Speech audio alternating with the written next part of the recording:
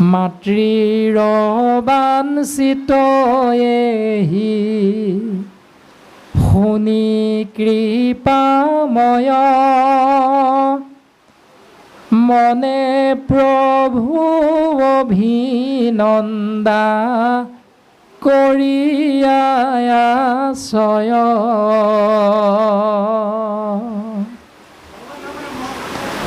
অল্প সাহায্য কৰিয়া বুলন্ত ভগৱান শুনা প্ৰত্যুত্তৰ মাৱ হুয়া সাৱধান। মৃদু হাঁহি প্ৰকাশ কৰি ভগৱন্ত কপিলে মাতৃ দেৱহূতিৰ মনৰ ভাৱনাৰূপী প্ৰশ্নৰ উত্তৰ দিবলৈ আগবাঢ়িছে। হে মা, তুমি সাৱধান হোৱা।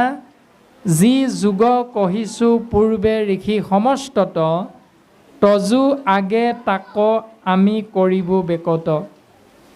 যিখিনি কথা ঋষি সমস্তৰ আগত আমি আগতেই প্ৰকাশ কৰিছিলোঁ, সেইখিনি কথাৰে আজি তোমাৰ আগত আমি তোমাৰ প্ৰশ্নৰ উত্তৰ দিবলৈ আগবাঢ়িব বিচৰা হৈছে। সেই মা, তুমি সাৱধান হোৱা। এতিয়া এইখিনিতে পুত্ৰ আৰু মাতৃৰ এটি সুন্দৰ স্বভাৱ দৰ্শন হৈছে যে মাতৃ দেৱহূতিয়ে পুত্ৰ কপিলৰ চৰণত সেৱা নিবেদন কৰিছে। এয়া শাস্ত্ৰই ভাগৱত ধৰ্মৰ দৰ্শন দেখাইছে। আৰু সংসাৰ ধৰ্ম পালন কৰোঁতে আমাৰ মাতৃগৰাকীয়ে কোন পুত্ৰৰ আগত কিবা এটা বস্তু আগবঢ়াই দিওঁতে কৃষ্ণ বুলি কৈ আগবঢ়াই দিয়েনে বাৰু? কোনো মাতৃয়ে নিদিয়ে। কিন্তু যদি সিদ্ধৰ থালখন আগবঢ়াই দিব, স্বামীজনক আগবঢ়াই দিওঁতে কৃষ্ণ বুলি কৈ সেৱা ভাগ কৰিব, ভকতক আগবঢ়াই দিওঁতেও ঘোষা জোকা গাই সেৱা কৰিব। কিন্তু পুত্ৰৰ আগত যদি সেই সিদ্ধান্নৰ পাত্ৰভাগী আগবঢ়াই দিয়ে, এইখিনি খাই লহি আহ, অকণমান মৰমত মাতিব পাৰেও, সোণটো খাই লৈ আহা, মই বাঢ়ি থৈছোঁ, এই বুলি ক'ব পাৰে। কিন্তু কৃষ্ণ বুলি কৈ আগবঢ়াই দিয়া মাতৃৰ স্বভাৱ কিন্তু এইখন সংসাৰত বিৰল। ভাগৱতৰ যি ধৰ্ম, সেই ধৰ্ম আমি কেনেকৈ পালন কৰিছোঁ আৰু শাস্ত্ৰই আমাক কেনেকৈ পালন কৰিবৰ বাবে উপদেশ দিছে, এইখিনিকে যদি আমি অকণমান পালন কৰিবলৈ চেষ্টা কৰোঁ, ইয়াৰ দ্বাৰাও জীৱৰ মংগল সাধন হয়। হেৰা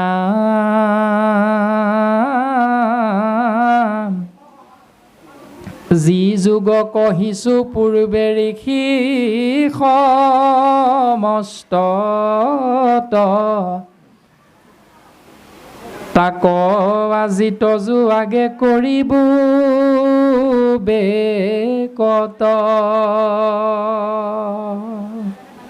তাক আজি আমি তোমাৰ আগত প্ৰকাশ কৰিম।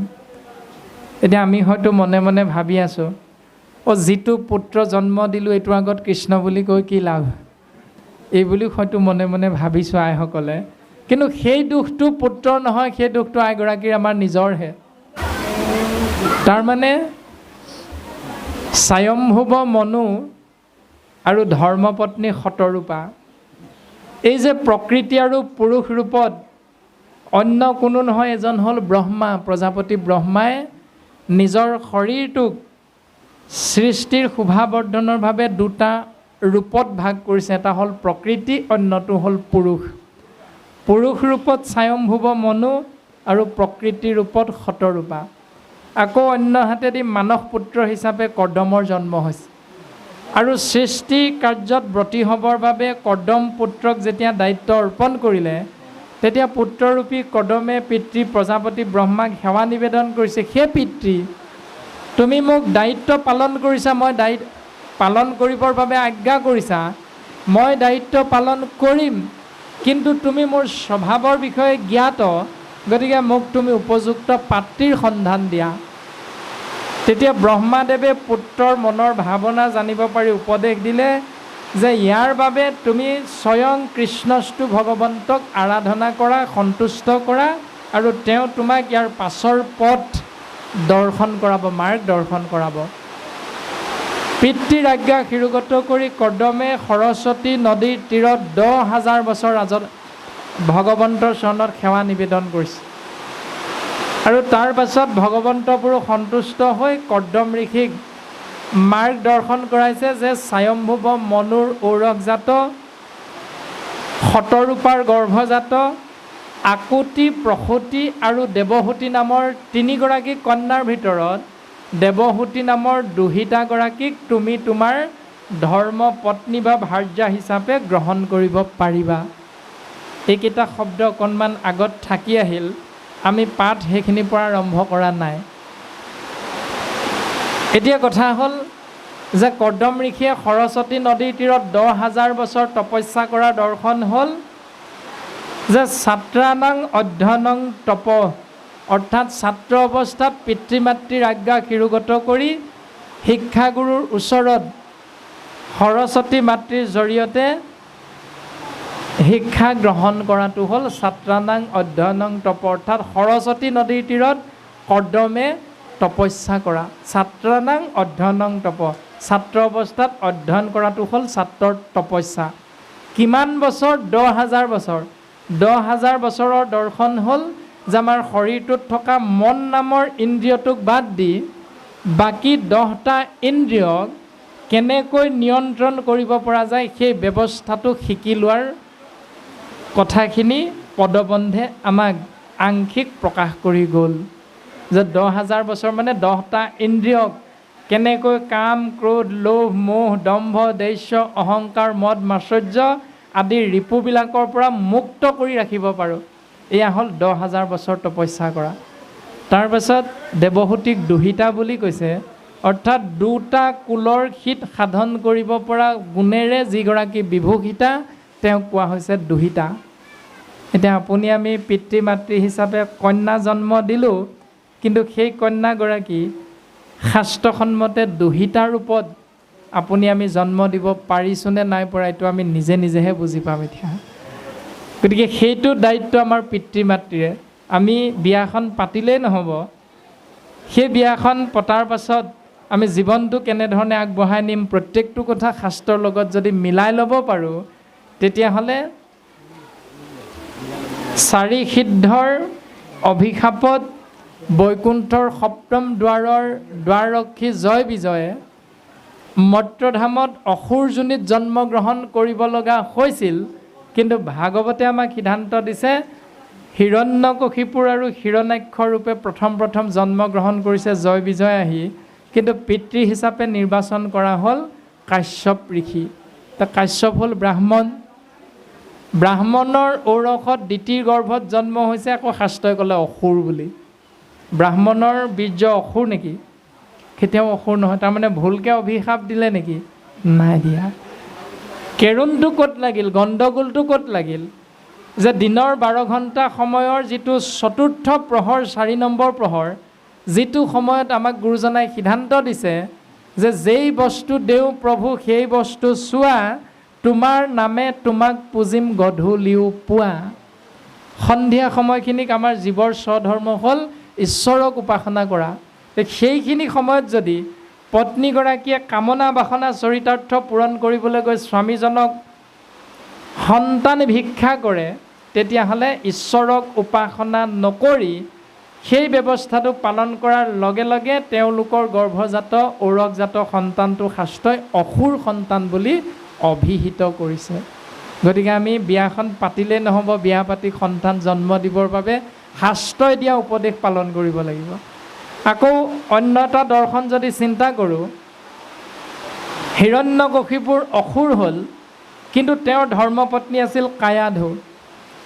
কায়াধুৱে ইমান সুন্দৰভাৱে ধৰ্মপত্নীৰ দায়িত্ব পালন কৰিছে, যাৰ বাবে তেওঁলোকৰ সন্তানটো 4টি সন্তানৰ ভিতৰত প্ৰহ্লাদক বৈষ্ণৱ পুত্ৰ হিচাপে শাস্ত্ৰই অভিহিত কৰিছে, ভকত বুলি। আকৌ ৰাৱণ, কুম্ভকৰ্ণ, বিভীষণ তিনিওজনৰ জন্মসূত্ৰে ৰাক্ষস, কিন্তু কৰ্মসূত্ৰে ৰাৱণ আৰু কুম্ভকৰ্ণ ৰাক্ষসেই হ'ল, কিন্তু বিভীষণ কৰ্মসূত্ৰে ভকত হ'ল। জন্মসূত্ৰে তেওঁলোক কিন্তু ব্ৰাহ্মণ আছিল। তিনিওজন জন্মসূত্ৰে ব্ৰাহ্মণ, কিন্তু কৰ্মসূত্ৰে ৰাৱণ আৰু কুম্ভকৰ্ণ ৰাক্ষস আৰু কৰ্মসূত্ৰে বিভীষণ কিন্তু ভকত হ'ল। গতিকে শাস্ত্ৰই যে কৈ আছে কৰ্মই ধৰ্ম, কৰ্মই ধৰ্ম, আমি কৰা কৰ্মটো ধৰ্ম হৈছেনে নাই শাস্ত্ৰৰ লগত মিলাই চাব লাগিব। যদি মিলা নাই তেতিয়াহ'লে মিলাই ল'বলৈ চেষ্টা কৰিব লাগিব, তেতিয়াহে ধৰ্ম হ'ব। এনেই কিবা এটা কৰ্ম কৰি থাকিলে যে ধৰ্ম হৈ যাব এইটো নহয়। তাৰপাছত ভগৱন্ত কৃষ্ণ তত্ত্বৰ এটি সন্তান আছিল, নাম নৰক, বসুমতীৰ পুত্ৰ। বৰাহ ৰূপত যেতিয়া ভগৱন্ত পুৰুষে আহিছিল, অৱতাৰ ধাৰণ কৰিছিল, তেতিয়া বসুমতীৰ ৰজস্বলা আছিল। অন্য হাতেদি শিৱ আৰু পাৰ্বতীৰ পুত্ৰ দুজন, কাৰ্তিক আৰু গণেশ। গণেশ কিন্তু জীৱৰ উপাস্য তত্ত্ব হ'ল বিঘিনী নাশক দেৱতা গণেশ, কিন্তু ভগৱন্ত কৃষ্ণদেৱৰ পুত্ৰ হৈও নৰকক কিন্তু শাস্ত্ৰই অসুৰ বুলি চিনাকি কৰি দিলে, নৰকাসুৰ। কিয়? ভগৱন্তৰ পুত্ৰ হ'ল বুলিয়ে ভগৱান হৈ নাযায়। কাৰণবিলাক দৰ্শন কৰাইছে যে যি সময়ত বৰাহৰূপী ভগৱন্তৰ ঔৰসত বসুমতীৰ গৰ্ভত বীৰ্য নিক্ষেপ হৈছিল, সেই সময়খিনিত বসুমতীৰ ৰজস্বলা আছিল। তাৰমানে এগৰাকী আই যেতিয়া মাহে মাহে ঋতুমতী হয়, সেই ঋতুমতী সময়ৰ 10 দিনৰ ভিতৰত যদি স্বামীজনৰ দ্বাৰা সন্তান জন্ম দিবৰ ইচ্ছা কৰি বীৰ্য যদি নিক্ষেপ কৰা হয়, তেতিয়াহ'লে সেই সন্তান শাস্ত্ৰই কৈছে অসুৰ সন্তান। গতিকে এনেধৰণে আমাক শাস্ত্ৰসন্মতে দিয়া সুন্দৰ উপদেশ যদি আমি পালন নকৰোঁ, তেতিয়াহ'লে আমাৰ সন্তান অসুৰ হ'ব। আৰু তেনেকুৱা অসুৰ সন্তানৰ আগতনো কোন মাতৃয়ে কৃষ্ণ বুলি কৈ ভাতৰ কাঁহীখন আগবঢ়াই দিব? তো দুখটো কিন্তু প্ৰকৃততে আমাৰে। আমি ভক্ত প্ৰহ্লাদ ৰূপী সন্তান বিচাৰোঁ। তই বৈষ্ণৱ পুত্ৰ ভৈলি যাৰ, 21 পুৰুষ উদ্ধাৰ কৰিলি তাৰ। যেজন বৈষ্ণৱ পুত্ৰৰ জন্ম হ'লে 1 পুৰুষ 2 পুৰুষ নহয়, 21 পুৰুষ পৰ্যন্ত উদ্ধাৰ হৈ যায়। এতিয়া এই 21 পুৰুষ কাৰ কাৰ? স্বামীজনৰ পিতৃৰ 7 পুৰুষ আৰু স্বামীজনৰ মাতৃগৰাকীৰ 7 পুৰুষ আৰু পত্নীগৰাকীৰ পিতৃ আৰু মাতৃৰ 7 পুৰুষ সমান 21 পুৰুষ। এই 21 পুৰুষ পৰ্যন্ত এজন বৈষ্ণৱ সন্তান জন্ম দিব পাৰিলে উদ্ধাৰ হ'ব। এতিয়া আমি তেনেধৰণে দেৱহূতিৰ দৰে এগৰাকী মাতৃ যদি হ'বলৈ চেষ্টা কৰোঁ, কৰ্দমৰ দৰে যদি এজন পিতৃ হ'বলৈ চেষ্টা কৰোঁ, তেতিয়াহ'লে নিশ্চিত ৰূপত আমাৰ সমাজখন আমি বিচৰা ধৰণে সজাই ল'ব পাৰিম। এই যে কায়াধুৱে গৰ্ভত সন্তানটো লৈ আছিল, সেই মুহূৰ্ততে তেওঁৰ স্বামী হিৰণ্যকশিপুৰে কিন্তু ব্ৰহ্মাক আৰাধনা কৰি বৰ ল'বৰ বাবে তপস্যাত লীন আছিল। আৰু তেতিয়াই স্বৰ্গৰ দেৱৰাজ ইন্দ্ৰই কি কৰিছিল? অসুৰৰ ৰাজ্য আক্ৰমণ কৰিছিল। আৰু সৌভাগ্যবশত পৰম বৈষ্ণৱ দেৱৰ্ষি নাৰদৰ আশ্ৰয়ত থাকি কৃষ্ণস্তু কথা শ্ৰৱণ মহাভক্তি আশ্ৰয় কৰাৰ বাবে গৰ্ভস্থ সন্তান ভকতলৈ ৰূপান্তৰিত হ'ব পাৰিলে। তদনুৰূপ আমাৰ গাঁওখনত যদি কোনোবা এগৰাকী বোৱাৰী সন্তান সম্ভৱা হ'ল বুলি আমি জানিলোঁ, দায়িত্ব কিন্তু কেৱল সেই মাতৃগৰাকী বা স্বামীজন বা শহুৰ দেউতা শাহুৰাই নহয়, দায়িত্ব গাঁওখনৰ প্ৰত্যেকজন উঠি অহা যুৱকৰ, দায়িত্ব প্ৰত্যেকগৰাকী ধৰ্মপত্নী, গাঁওখনত থকা বোৱাৰী, প্ৰত্যেকগৰাকী মাতৃ আৰু প্ৰত্যেকজন শহুৰ শাহু আইৰ দায়িত্ব আছে। যেনেকৈ দেৱৰ্ষি নাৰদে এটা সুন্দৰ পৰিৱেশ দিছিল কায়াধুক, তেনেকুৱা এটা পৰিৱেশ আমি যদি শহুৰ দেউতাই চিন্তা কৰোঁ, গাঁৱৰ 4-5জন ভকতক মাতি আনি যদি সেই দিনটোৰ পৰা আধা ঘণ্টা 1 ঘণ্টা হ'লেও ভাগৱত আধ্যাত্মিক জ্ঞানৰ এক পৰিৱেশ যদি ঘৰখনত ৰচনা কৰিব পাৰোঁ, ৰাতি 11 বজাত অবাইচ মাত মাতি যুৱক 3জনে গলাধকৰণ কৰি গাঁওখনত ঘূৰি নুফুৰি যদি নামঘৰত এটা ভকতীয়া পৰিৱেশৰ ৰচনা কৰিব পাৰোঁ, যুৱকসকলে ভাগৱত পাঠেই হওক, কীৰ্তন পাঠেই হওক, দিহানামেই হওক, এটি ভাওনাৰ পৰিৱেশো যদি সৃষ্টি কৰিব পাৰোঁ, তেতিয়াহ'লে সেই গৰ্ভৱতী মাতৃগৰাকীয়ে সেই সুন্দৰ ভকতীয়া পৰিৱেশটো শ্ৰৱণ কৰাৰ লগে লগে তেওঁ গৰ্ভস্থ সন্তানেও সেই পৰিৱেশটো লাভ কৰিব পাৰে। গতিকে সন্তানটো যদি বেয়া হয়, তাৰ বাবে আমি পিতৃ মাতৃক গালি পাৰি লাভ নাই, দায়িত্ব সকলোৰে আছে। গাঁওখনৰো বদনাম হয়। আজি আমি যিখন গাঁৱলৈ আহিছোঁ, এই গাঁওখনৰ কোনোবা এটা ল'ৰাই যদি এটা বেয়া ব্যৱহাৰ কৰি দিয়ে, তেতিয়া আমি জাজিখনা মুখত গৈ এই ঘৰখনৰ কথা নকওঁ, আমি কওঁ আমুক গাঁৱলৈ গৈছিলোঁ, এনেকুৱা এটা পৰিৱেশ পাই আহিলোঁ। গতিকে ভাল পৰিৱেশৰ কাৰণে গোটেই গাঁওখনৰে গৌৰৱ, বেয়া পৰিৱেশটোৰ বাবেও সেই পিতৃ মাতৃক আমি দোষ নিদিওঁ, গাঁওখনকে দোষটো দিম। গতিকে দায়িত্ব আমাৰ সকলোৰে আছে। এটি ভকত সন্তান লাগে নে এটি অসুৰ সন্তান লাগে, সেইটো নিৰ্ভৰ কৰিব গাঁওখনৰ প্ৰত্যেকজন বাপ আয়ে ৰচনা কৰা পৰিৱেশটোৰ ওপৰত। ভাগৱতে এই জ্ঞান আমাক সুন্দৰভাৱে প্ৰদান কৰিছে। হেৰা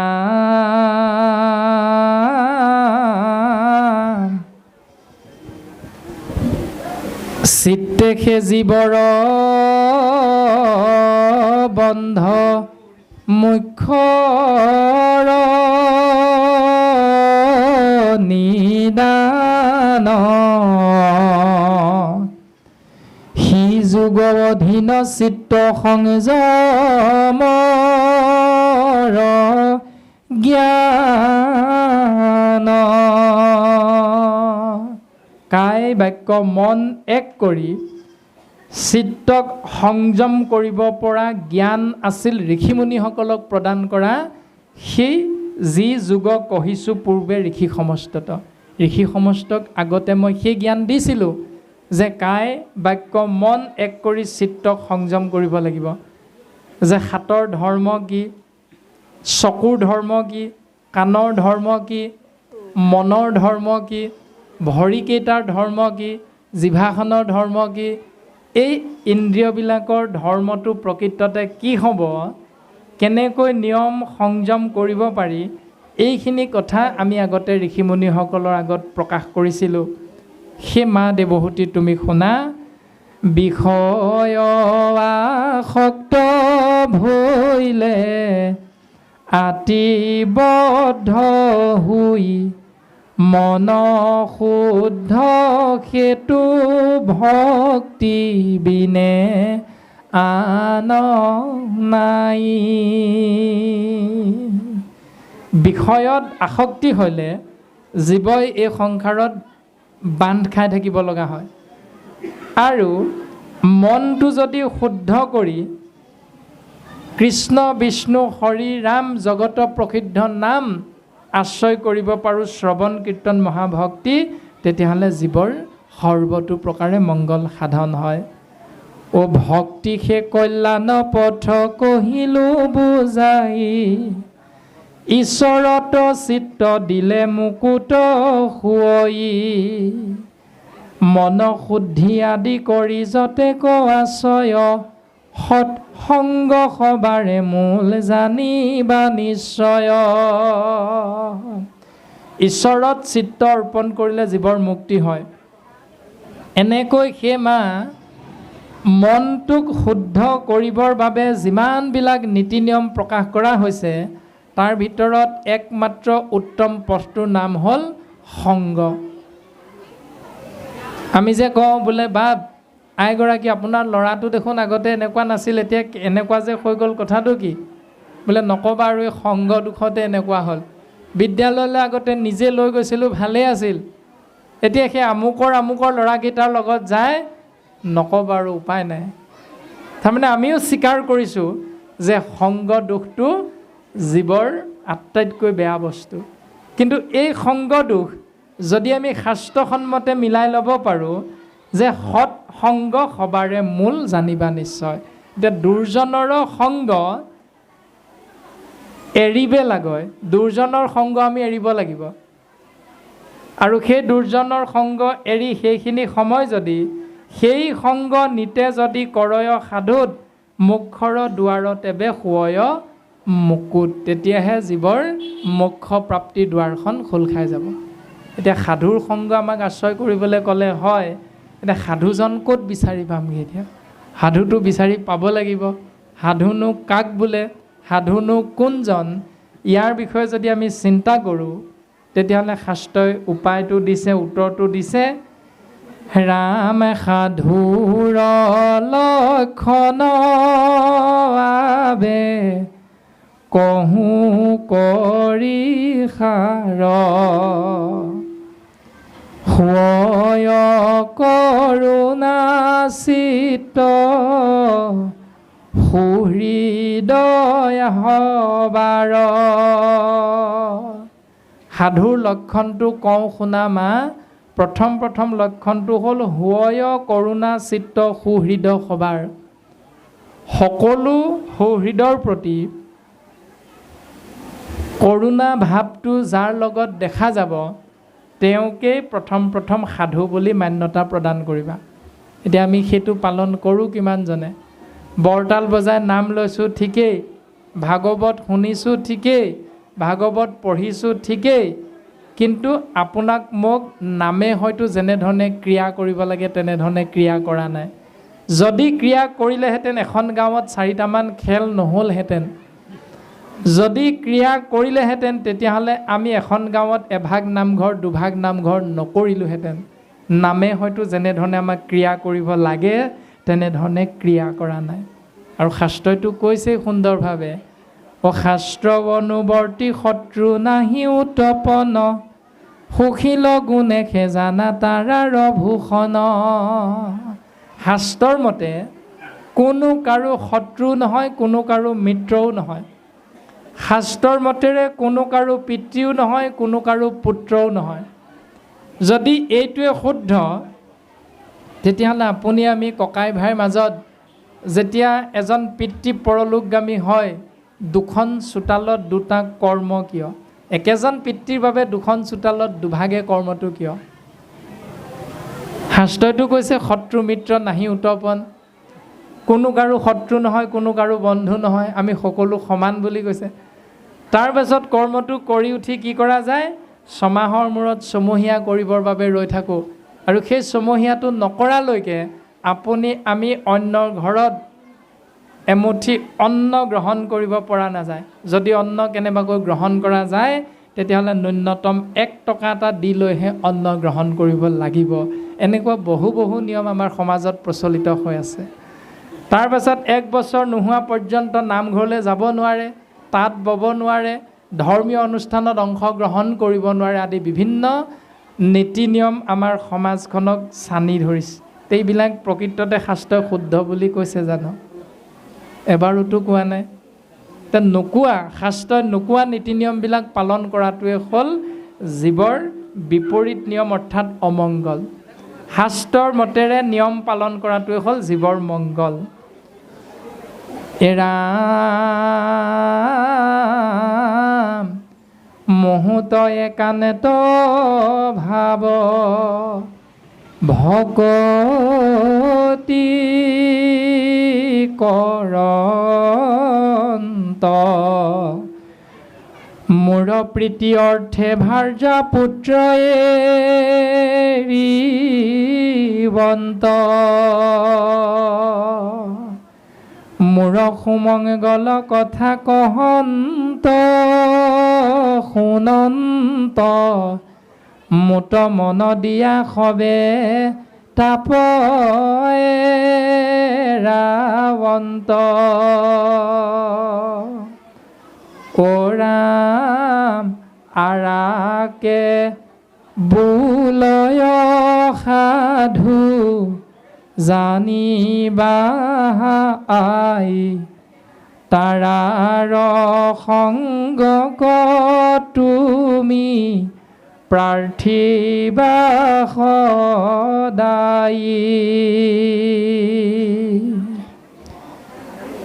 হে মা দেৱহূতি, তুমি মনত ৰাখিবা, মোক একান্তভাৱে যিজনে ভক্তি কৰিব, মোক ভাল পোৱাৰ লগে লগে যিজনে ভাৰ্যা পুত্ৰৰ চিন্তা মনৰ পৰা এৰি পেলাব, মোৰ সুমংগলযুক্ত কথাখিনিহে আনৰ আগত উপস্থাপন কৰিব, আৰু মোৰ সুমংগলযুক্ত কথাখিনিহে আনৰ পৰা শুনিব বিচাৰিব, আৰু যিজনে মোতেই মন চিত্ত কায় বাক্য অৰ্পণ কৰি আধি দৈবিক আধি ভৌতিক আধ্যাত্মিক এই 3 তাপৰ পৰা নিজক আঁতৰ কৰি ৰাখিব পাৰিব বা চেষ্টা কৰিব, আৰাক বুলয় সাধু জানিবাহা আই তাৰাৰ সংগক তুমি প্ৰাৰ্থিবা সদায়।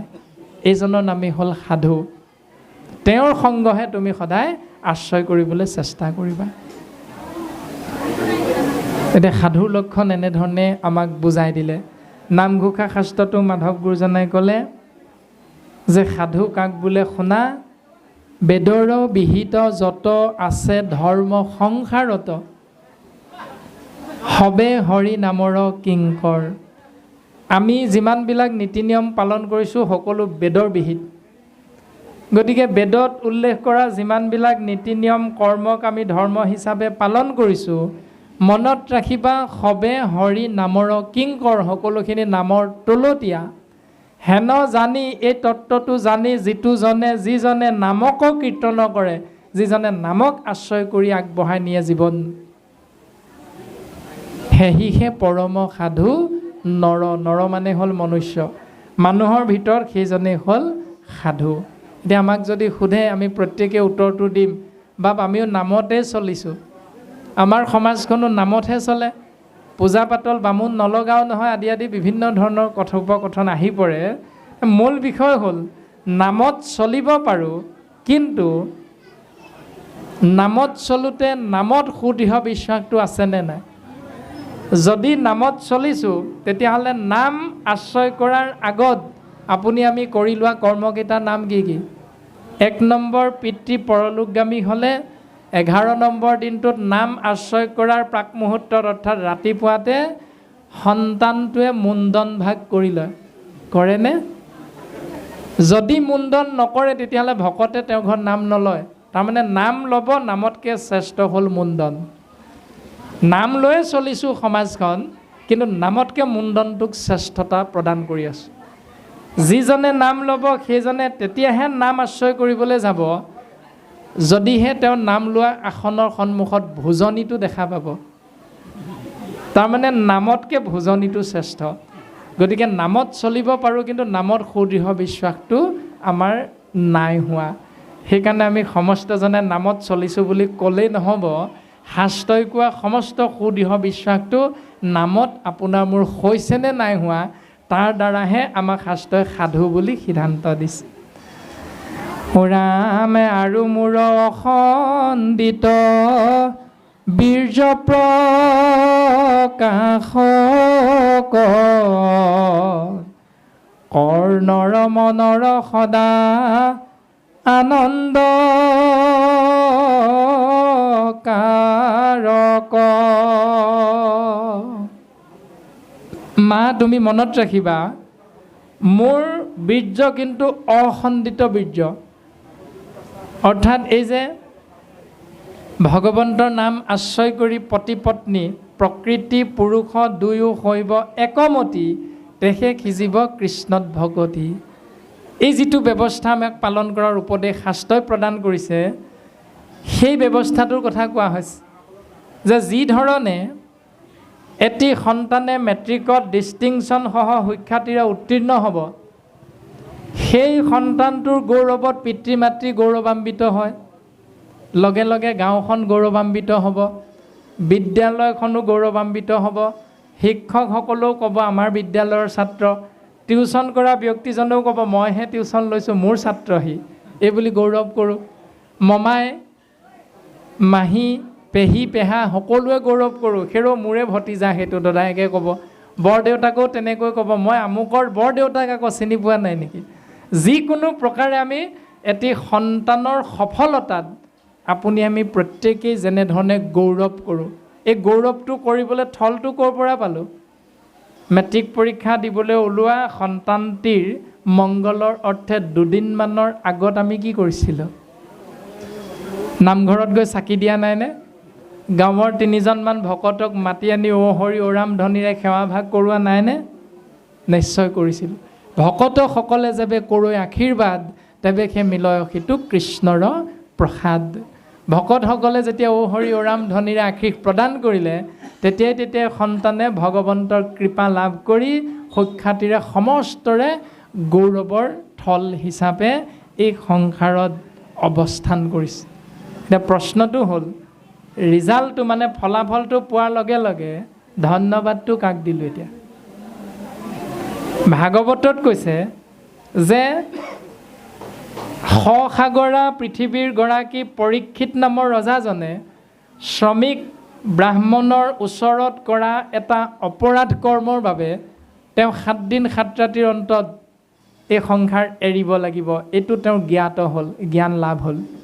তেওঁ 7 দিনহে থাকিব এই সংসাৰত। লগে লগে খবৰটো যেতিয়া চাৰিওদিশত বিয়পি পৰিল, তেওঁৰ কাষত আহি যুগবলে 60,000 ঋষিমুনি উপস্থিত হ'ল। আৰু পৰীক্ষিতে কৈছে যে মই জানো তোমালোক মোৰ কাষলৈ কিয় আহিছা। মোৰ মংগলৰ কথা চিন্তা কৰি মোৰ সোঁৱে বাৱে পূবে পশ্চিমে উত্তৰে দক্ষিণে আহি উপস্থিত হ'লা, কিন্তু এয়া ঈশ্বৰৰ কৃপা, আন হেতু নাই কৃষ্ণৰ একে কৃপা, কিনো ভৃত্য প্ৰিয় স্বামী। যে মই হেন দাসৰ প্ৰতি ভগৱন্তৰ স্বামীৰ এক কণিকা কৃপা আমাৰ শিৰত বৰিখন হোৱাৰ বাবে গৃহতে থাকিয়া দেখিলোঁ তজু চৰণ। তোমালোকৰ দৰে পৰম বৈষ্ণৱৰ দৰ্শন আমি গৃহত থাকিয়ে লাভ কৰিলোঁ। ধন্যবাদটো ঈশ্বৰক দিলে। ঠিক তেনেধৰণে নিমি নৱসিদ্ধ সংবাদতো 9জন পৰম বৈষ্ণৱৰ উপস্থিতিত নিমি ৰজাই ধন্যবাদটো ঈশ্বৰক দিছে। আজি মূৰ গৃহ তীৰ্থটো অধিক পবিত্ৰ ভৈলা শেষ, যিহেতু সাক্ষাতে জগতৰ গুৰু আপুনি ভৈলা প্ৰৱেশ। ধন্যবাদ ঈশ্বৰক দিছে। এতিয়া আপুনি আমি কৃপাটো কাক বিচাৰিলোঁ? ঈশ্বৰক। প্ৰভু এক কণিকা কৃপা কৰিবা, নাকটো বচাবা। আৰু সন্তানটিয়ে সুখ্যাতিৰে উত্তীৰ্ণ হ'ল, ধন্যবাদটো দিবলৈ ঈশ্বৰৰ কথাটো মনলৈ কিন্তু আহিলে নে নাহিলে? নাহিলে। ধন্যবাদটো কাক দিলোঁ ক'ব লাগিবনে নেলাগে? ধন্যবাদটো কাক দিলোঁ? 5টামান ব্ৰইলাৰক দি দিলোঁ সেইদিনা। 5টামান ব্ৰইলাৰ খানা এটা হয় যে ৰাতিকে, সেইটো ব্যৱস্থা। যিকেইজন ভকতক মাতি আনি ভাগৱত একাধ্যায় পাঠ কৰি জলপান এটা খুৱাই আশীষ প্ৰদান কৰোৱা হৈছিল সন্তানটোক, সেইকেইজন ভকতলৈ সেইদিনা পাহৰি থাকিলোঁ। কাৰণ তেওঁলোকক মাতিলে নিৰামিষ হ'ব নহয়। সেইকাৰণে ধন্যবাদটো 5টামান ব্ৰইলাৰক দিলোঁ, কোনোবাই 2টামান আমলৰীয়া হাঁহক দিলে। অৰ্থাৎ এনেধৰণে আপুনি আমি ভাগৱত ধৰ্মৰ বিপৰীত নিয়মটো পালন কৰিছোঁ। এতিয়া শাস্ত্ৰই কৈছে জৈত থাকে মূৰ ভক্ত উদাৰ চৰিত্ৰ, কীট পতংগকো কৰয়ত তেখনে পবিত্ৰ। যি স্থানত মোৰ উদাৰ চৰিত্ৰৰ একান্ত ভকতৰ আগমন হয়, সেই স্থানত কীট পতংগ পৰ্যন্ত জীৱৰ মংগল সাধন হয়। এতিয়া আমাৰ বাপজন নামঘৰীয়া, বাপজন নামাচাৰ্য, কিন্তু সম্পৰ্কত মোমাই দিওঁ গ'ল। মোমাই দিওঁ বহুত দিনৰ মূৰত ভাগিনীয়েকৰ ঘৰলৈ, বোলে মোমাই দিওঁ আহি ওলালহি। হ'ব পাৰে নামঘৰীয়া, হ'ব পাৰে নামাচাৰ্য, কিন্তু মোমাই দিওঁ ভাগিনৰ ঘৰত উপস্থিত হওঁতে ভাগিনে কি কৰিছে? বোলে কিহেৰে ভাত মুঠি খুৱাম এতিয়া, সুদাই সুদাই খুৱাম নেকি? পুখুৰীত খেৱালিখন মাৰি 2জনী মাছ ধৰি আনি সুন্দৰভাৱে ৰন্ধন কৰি মোমাইদেউক সেৱাভাগ ধৰিলে। এতিয়া তেওঁ ভকত হ'ল, কিন্তু তেওঁৰ উপস্থিতিত ভাগিনৰ ঘৰত পুখুৰীত 2টি মাছৰূপী জীৱৰ মৃত্যু হ'ব লগা হ'ল। তেতিয়াহ'লে উদাৰ চৰিত্ৰৰ ভকত আমি হ'ব পাৰিলোঁ নে নাই পৰা? যদি আপোনাৰ মোৰ উপস্থিতিত গঁড়ালৰ আমলৰীয়া হাঁহটোৰ মৃত্যু হৈছে, গঁড়ালত কুকুৰাটোৰ মৃত্যু হ'ব লগা হৈছে, তেতিয়াহ'লে আপুনি আমি নাম ল'লেও নামে আপোনাক মোক ক্ৰিয়া কৰা নাই। ভাগৱত ধৰ্ম ইমান সুন্দৰভাৱে দিছে, তাৰ পাছতো আপুনি আমি সমাজ লৈ কাজিয়া কৰি থাকোঁ। আমাৰ নিয়মটো শুদ্ধ, আমি আমুক সমাজৰ, তেওঁলোকৰ নিয়মটো ভুল, তেওঁলোক আমুক সমাজৰ। এইটো নামে বাছ বিচাৰ নকৰে। যিধৰণে অকণমান আগতে দিয়া বৰষুণ জাকত আমি ওলাই দিলে প্ৰত্যেকজনেই তিতিম। শ্ৰীমন্ত শংকৰদেৱ সংঘৰ ভকত হ'লেও তিতিব, বামুণীয়া পন্থৰ ভকত হ'লেও তিতিব, কোনো কথা নাই। বৰষুণৰ কামেই হ'ল সিক্ততা, পানী ধৰ্ম হ'ল সিক্ততা। ধনী হ'লেও তিতিব, BA MA পাছ কৰা ডিগ্ৰীধাৰী ব্যক্তিজনো তিতিব, মেট্ৰিক ফেইল ব্যক্তিজনো তিতিব, কোনো কথা নাই। দুখীয়া হ'লেও তিতিব, ধনী হ'লেও তিতিব, কাৰণ পানী ধৰ্ম হ'ল সিক্ততা। জুই ধৰ্ম হ'ল দাহকতা। জুইত হাতখন যদি ভৰাই দিয়ে, মাত নুফুটা কণমানি ল'ৰাটোৰ প্ৰতি জুইকুৰাই ক'ব নেকি, হেৰ' ল'ৰাটোৰ মাতেই ফুটা নাই, নাজানিহে মোৰ বুকুত হাতখন ভৰাই দিলে, এতেকে বুলি মই নুপুৰুচোন দিয়া। জুইয়ে বুলি ক'ব নেকি? নকয়। জুই ধৰ্ম হ'ল দাহকতা। গতিকে নামৰো ধৰ্মটো হ'ল সেইটোৱে যে নাম লোৱাজনক নামে উদ্ধাৰ কৰিবই। তেওঁ কোন সমাজৰ, কোন পন্থৰ, এইটো ডাঙৰ কথা নহয়। তেওঁ নাম লওঁতে ভাৱনাটো ঈশ্বৰত ৰাখিব পাৰিছেনে নাই। ভাবেই ভক্তি, ভাবিলেই ভগৱন্তক পায়। এতিয়া ভাৱনাটো কেনেকৈ ভাবিছোঁ সেইটো নিজেহে বুজি পাওঁ। এতিয়া ভাৱনাটো কেনেকৈ ৰাখিছোঁ। কৃষ্ণ গোবিন্দ।